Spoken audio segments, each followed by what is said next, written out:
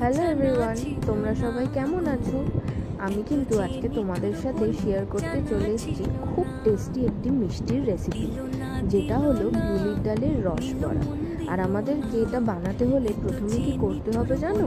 প্রথমে বিউলির ডালটিকে সারা রাত জলে ভিজিয়ে রেখে দিতে হবে।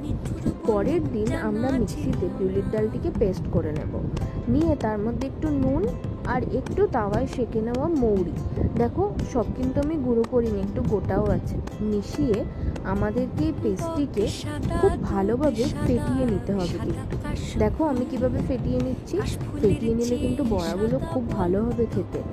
তারপর আমরা কড়াইয়ে গরম তেল বসিয়ে বড়াগুলোকে ভেজে নেব, একটু হালকা বাদামি করে ভেজে নেব। ওইদিকে আমার কিন্তু তৈরি হচ্ছে চিনি শিরা। দেখবে এই দেখো চিনির শিরাও কিন্তু আমার তৈরি হয়ে গেছে। বড়াগুলো ভেজে নিয়ে দেখো এরকম ভাজা হয়ে গেছে বাদামি। ভেজে নিয়ে আমি এগুলো চিনি শিরায় ডুবিয়ে রেখে দেবো। এই চিনি শিরায় কিন্তু আমাদেরকে এটা সারা রাত ডুবিয়ে রাখতে হবে, তাহলেই কিন্তু খেতে খুব টেস্টি হবে।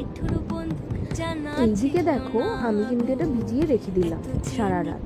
পরের দিন দেখো কিন্তু আমার তৈরি হয়ে গেছে রস বড়া বিউলির ডালের। তোমরা কিন্তু বানিয়ে আমাকে বলবে কিরকম লাগলো তোমাদের।